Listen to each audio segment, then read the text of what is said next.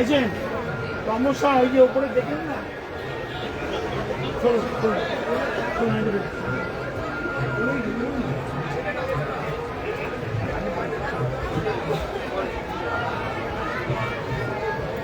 থেকে বই এসছে তো বই দেখে গেছে দেশের লোকরা। এই দেশ, এই মাটি, এই ঐতিহ্য বিভিন্ন সময় লেখা 21টি প্রবন্ধের একটি সংকলন। আমাকে যারা চেনেন তারা জানেন আমি রাজনীতির কর্মী, কিন্তু আমার খুব উৎসাহের বিষয়, আগ্রহের বিষয় হচ্ছে ইন্ডিয়ান মাইথোলজি। এখন এই ভারতবর্ষের মাইথোলজিকে আমরা দুভাবে দেখতে পারি। এক হচ্ছে সম্পূর্ণ ধর্মীয় দৃষ্টিকোণ থেকে, যেগুলো সবটাই ধর্মের প্রচারের জন্য তৈরি হয়েছিল, আর আরেকটা হচ্ছে সমাজ বিবর্তনে মানব চেতনার ক্রমবর্ধমান অগ্রগতির ফল হিসেবে।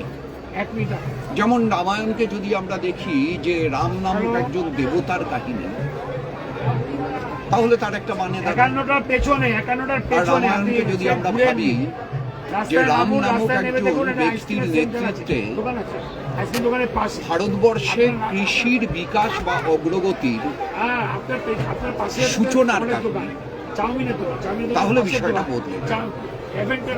রাম এই শব্দটা এসেছে রামা শব্দ থেকে। রামা শব্দের অর্থ মেঘ। বাল্মীকি বলছেন নামের গাত্রবর্ণ নব দুর্বাদল শ্যাম। রবীন্দ্রনাথ বলছেন অভ্র শ্যাম। এই শব্দগুলোকে আলাদা আলাদা করে নিলে পরে আমরা মেঘের একটা রং পাই, যেটা মৌসুমী বায়ু যখন বৃষ্টিপাত আনে তখন মেঘ যে রং ধারণ করে সেই রঙের সমতুল দাঁড়ায়। এক্ষেত্রে রাম যদি মেঘের প্রতীক হয়, আর সীতা স্বযুক্ত ইযুক্ত অতচ প্রত্যয়, সেটা যদি লাঙলের ফলা হয়, লাঙলের দাগ হয়, তাহলে পরে কৃষিবিদ্যা এবং কৃষিবিদ্যার ফসল অর্থাৎ ফসল, সেটার একটা যোগসূত্র বের করা যায়। যেমন অহল্যা, একজন দেবতার পাদস্পর্শে একজন নারী পাথর থেকে মানবী হয়ে উঠল, হতে পারে ভাববাদী কল্পনায়। আবার যদি এটাকে বস্তুবাদে অহল্যা শব্দটাকে ব্যাখ্যা করি, অযুক্ত হল যুক্ত স্ত্রীলিঙ্গ, অর্থাৎ অ মানে না, হল মানে লাঙল, যেখানে লাঙল চলে না, সেটাকে যদি নারী রূপে কল্পনা করা হয়, তাহলে দাঁড়ায় হচ্ছে পতিত জমি পাথুরে জমি। অর্থাৎ রাম নামে কৃষিবিদ্যার প্রয়োগে পতিত কিংবা পাথুরে জমিতে ফসল ফলল, অহল্যা জেগে উঠল।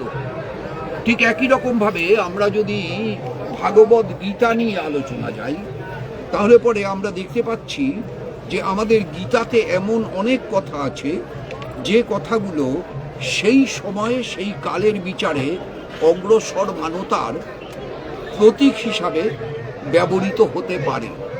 আমাদের ভারতবর্ষের প্রাচীন ইতিহাসকে মার্ক্সবাদী মূল্যায়ন ধারায় তার বিবেচনা করলে পরে আমাদের প্রথম এই সিদ্ধান্তে আসতে হবে যে জাতি হিসেবে ভারতীয়রা বরাবরই ছিল হচ্ছে ইতিহাস সম্পর্কে অসচেতন। তারা ইতিহাস রচনা করেনি, কিন্তু তার মানে এটা নয় যে প্রাচীন ভারতের কোনো ইতিহাস বোধ ছিল না। আমাদের যে আদিম শিলালিপিগুলো আছে, কলহনের রাজতরঙ্গিনী, আবুল ফজলের আইনি আকবর, এগুলো সবই সেই সময়কার ইতিহাসকে ধরার চেষ্টা করেছে, কিন্তু রাজার ইচ্ছায়। হেরোডোটাসের মতো কোনো ঐতিহাসিকের আবির্ভাব আমাদের দেশে ঘটেনি। ফলত আমাদের যে ইতিহাস, সেই ইতিহাস নির্ভর করেছিল ব্রিটিশ ব্যাখ্যার উপরে। ব্রিটিশরা প্রথমে এনেছিল ম্যাক্স মুলারকে, প্রাচ্যবাদীদের, যারা হিন্দু যুগকে মহান করেছিল আর ইসলামের আগমনের পর থেকে সর্বনাশ বলেছিল। তারপরে এসেছিল ওরিয়েন্টালিস্টরা, তারা এসে হিন্দু যুগকে অন্ধকার বলল, মুসলিমের আগমনের পর মোগল সাম্রাজ্যকে আলোকিত করলো, আর তারপরে ব্রিটিশরা আসার পরে সেটাকে বলা হলো ব্রিটিশ যুগ। খেয়াল করলে দেখা যাবে যে প্রথম দুটো হিন্দু যুগ, মুসলমান যুগ ধর্মের নামে হচ্ছে, কিন্তু তৃতীয়টা ব্রিটিশ যুগ ধর্মের নামে হচ্ছে না, খ্রিস্টান যুগ হচ্ছে না। এইখানেই যে উদ্দেশ্যটা লুকিয়েছিল সেটা হচ্ছে হিন্দু মুসলমান এই দেশকে ভাগ করার, যেটা 1947 গিয়ে বাস্তবায়িত হয়েছিল। আমাদের যে ধর্ম, সেই ধর্ম আসলে সমন্বয় এবং সংস্কৃতির একটা সেতু। ধর্মকে এভাবে না দেখে, ধর্মকে যদি পরস্পরের বিরুদ্ধে ঘৃণার উপকরণ হিসাবে দেখা হয়, তাহলে ধর্ম তার প্রকৃত অর্থ হারিয়ে ফেলে, এবং তখন সেই ধর্ম সাম্প্রদায়িকতার চেহারা নেয়। যে সাম্প্রদায়িকতার দাঙ্গা আমাদের দেশে 1925 সালের আগে, অর্থাৎ RSS এর জন্মের আগে কোনো ধর্মের নামে দাঙ্গার কিন্তু ইতিহাস নেই। আছে হিন্দু রাজার বিরুদ্ধে মুসলমান প্রজার বিদ্রোহ আছে, মুসলমান জমিদারের বিরুদ্ধে হিন্দু রায়তদের বিদ্রোহ আছে, কিন্তু সেগুলো ছিল হচ্ছে শ্রেণীগত লড়াই, ধর্মগত দাঙ্গা না। ধর্মের নামে দাঙ্গাটা হয়েছে RSS প্রতিষ্ঠা হওয়ার পরে 1925 সাল থেকে, এবং সেটাই আজকে এমন একটা চেহারা নিয়েছে যেখানে গিয়ে শিক্ষা, নির্মোহ শিক্ষা, বিজ্ঞান মনস্কতা এবং যুক্তিবাদ ছাড়া, এই অস্ত্রকে শান দেওয়া ছাড়া আর কোনো উপায় থাকবে না। তাই সমস্ত ঘটনাকে আমাদের বিশ্লেষণ করতে হবে যুক্তি আর সত্যর আয়ুধ দিয়ে। সেই যুক্তি আর সত্যর আয়ুধ, সেটাকে যদি আমরা বিকশিত করতে পারি, একমাত্র তাহলেই আমরা আমাদের দেশের ভেতরে যে ঘটনাগুলো ঘটে গেছে সেই ঘটনাগুলোকে সঠিকভাবে ব্যাখ্যা করতে পারবো। এটা কোনো পার্টি অফিস বা নেতার বাড়িতে বসে সম্ভব না। এটা সম্ভব হচ্ছে যে একমাত্র মূল নিয়ন্ত্রক চেতনা, সেখানে সঠিক প্রশ্ন উত্থাপন করে তার সঠিক উত্তর পাওয়ার মধ্য দিয়ে। এখানেই দাঁড়িয়ে থাকে ভাবনার, চিন্তার অগ্রগমনের রাস্তা। সেই ভাবনা কি, আসলে মানুষ ভাবে কেন, কি নিয়ে ভাববে মানুষ? মানুষের জীবন সংগ্রাম হচ্ছে উৎপাদন প্রক্রিয়ার সঙ্গে, তার সম্পর্কের সঙ্গে জড়িত। এই উৎপাদন সে যখন অগ্রসর হয়েছে, তখনই হচ্ছে তার কাছে উৎপাদনের উদ্বৃত্ত মাল কার এখতিয়ারে থাকবে, এই প্রশ্ন এসেছে। শ্রেণীর জন্ম হয়েছে, আবার শ্রেণীর জন্ম হওয়ার সঙ্গে সাথে শ্রেণীর স্বার্থ রক্ষার জন্য পুরোহিতের জন্ম হয়েছে। সেই পুরোহিত যদি ব্রাহ্মণ ধরি, তাহলে সেই ব্রাহ্মণদের হাতে শাস্ত্র ছিল, শাস্ত্রীয় ধর্ম ছিল, আচার ছিল, কিন্তু অব্রাহ্মণদের তো কোনো শাস্ত্র ছিল না। ব্রাহ্মণরা প্রধানত ছিল উত্তর ভারতে, গৌড়বঙ্গে, দক্ষিণ ভারতে, পূর্ব ভারতে তাদের বিস্তার অনেক পরে হয়েছিল। তাহলে এই যে জায়গাগুলো, এই জায়গাগুলোতে অশাস্ত্রীয় লোকায়ত ধর্ম, তার আচার চালু ছিল আর্যরা এদেশে আসার অনেক আগে থেকেই। পরবর্তীকালে আর্যদের আসার পরে ধর্মজীবনেও সংঘাত, ঐক্য সংঘাত, এই দ্বন্দ্ব এবং সমন্বয়ের অতি পরিচিত সূত্র ডায়ালেকটিক্স কাজ করে। সেই ডায়ালেকটিক্সের মধ্য দিয়ে আমরা যেটা পেলাম, সেইটাকে কি করে আমরা আরো উচ্চতায় নিয়ে যেতে পারি, সেই আলোচনার চেষ্টা। কিন্তু এই চেষ্টা করতে হলে সত্যের পথ অবলম্বন করতে হবে। তাই যাত্রা শুরু করতে হবে সত্যের মুখ চেয়ে। সেই সত্যের ব্যাখ্যার চেষ্টা হয়েছে যে এই সত্যের মুখোমুখি দাঁড়িয়ে কিছু বলার। কি বলবো আমরা, কোন কথা বলবো? কারণ একটা জিনিস আমরা যদি দেখি, যে কোনো সময় রাজনীতিকরা সবসময় সময়কে বলেন জটিল, কঠিন। আচ্ছা, এমন কোন সময় রাজনীতিকরা বলেছেন যে সময়টা জটিল না, যে সময়টা কঠিন না? তাহলে সময়ের ভেতরে যে জটিলতাগুলো তৈরি হয়, যে কাঠিন্যগুলো নির্মিত হয়, আরোপিত হয়, সেটা কি আগের ইমেজটাকে খুব দ্রুত হারিয়ে দেয়, নতুন ইমেজে পৌঁছে যায়? বাবা রামদেব 3 দিনে কাত হয়ে গেলেন, আন্না হাজারে 10 দিনে কাত হয়ে গেলেন, আর আমাদের দিদি 26 দিন অনশন করে থাকলেন। যদি সত্যের মুখে দাঁড়িয়ে ২৬ দিনের অনশনকে ব্যাখ্যা করতে চাই, তাহলে কি স্যান্ডউইচ আর চকলেট ছাড়া আর কিছু বেরোবে? ফলে সময় আমাদের কাছে নির্দিষ্ট করে কিছু চ্যালেঞ্জ দাঁড়ি করে, সেই চ্যালেঞ্জগুলোর মুখোমুখি আমাদের হতে হয়। যেমন আমরা মনে করতেই পারি যে আজকের সময়ে মানুষের মোহভঙ্গ করাটা একটু জরুরি চ্যালেঞ্জ। নানানভাবে মোহগ্রস্ত মানুষ, আগ্রাসী দয়া উদারনীতিবাদের কাছে মোহগ্রস্ত, ধর্মীয় চিন্তার কাছে মোহগ্রস্ত। বামপন্থার পরিসরকে যদি ব্যবহার করতে হয়, তাহলে পরে সংসদ বহির্ভূত সমস্ত প্রেক্ষাপটকে মঞ্চ হিসাবে ব্যবহার করতে হবে। সেই মঞ্চ নির্মাণ কে করবে? এই মঞ্চ নির্মাণ করতে হলে আমাদের সময়ের রাজনীতিকে বুঝতে হবে। এই রাজনীতির জন্য কোন বামপন্থা প্রয়োজন সেটা বুঝতে হবে, কি পরিপ্রেক্ষিত আমাদের সামনে আছে বুঝতে হবে, এবং সবচাইতে বড় লড়াইটা লড়তে হবে সংস্কৃতির জগতে। বিকল্প সংস্কৃতির চাষ আমাদের করতে হবে নির্মমভাবে, নির্মোহভাবে।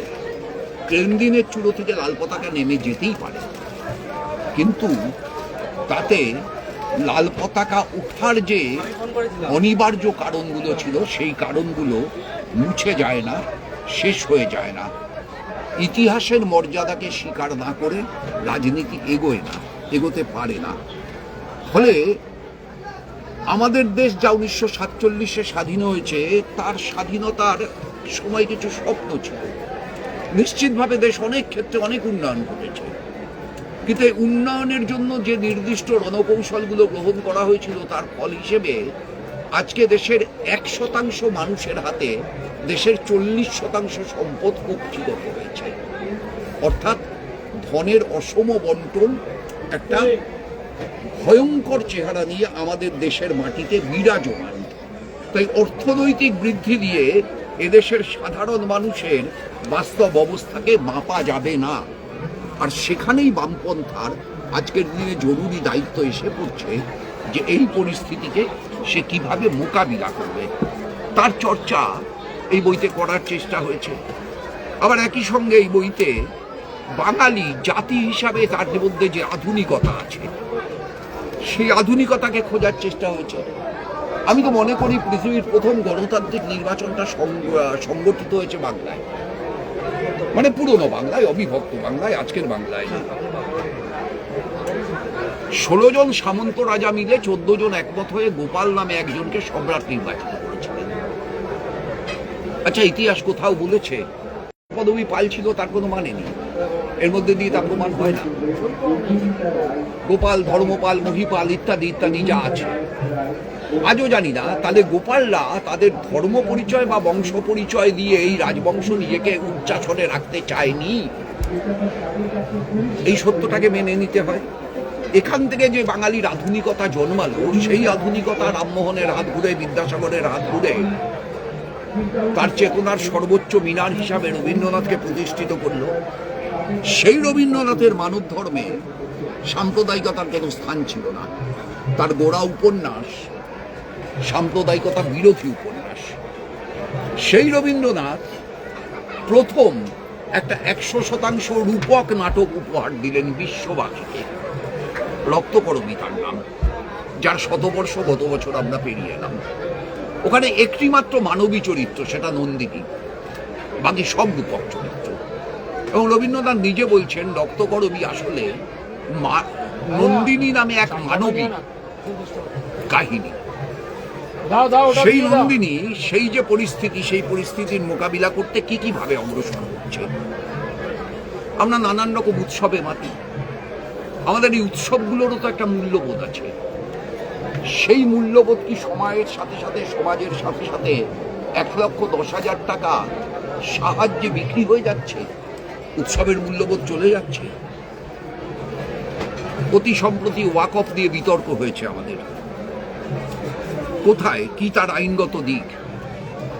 সত্যজিৎ রায়ের বিখ্যাত সিনেমা হীরক রাজার দেশে সত্যজিৎ রায় হীরককে রাজা বানিয়েছিলেন। হীরককে শুধু রাজা নাকি রানী? আজকের বাংলায় হীরক রানী কি কম প্রাসঙ্গিক? এইরকম অজস্র প্রশ্ন, এইরকম অজস্র জিজ্ঞাসা ইন্ডিয়ান মাইথোলজি থেকে শুরু করে বামপন্থী দৃষ্টিতে রাজনীতির সমস্ত ঘটনাকে ব্যাখ্যা করবার একটা চেষ্টা এই বইতে করা হয়েছে। অতীত অনুসন্ধানে মূর্তি হিসেবে দেবতার আবিষ্কারের কাহিনী এখানে বর্ণিত হয়েছে।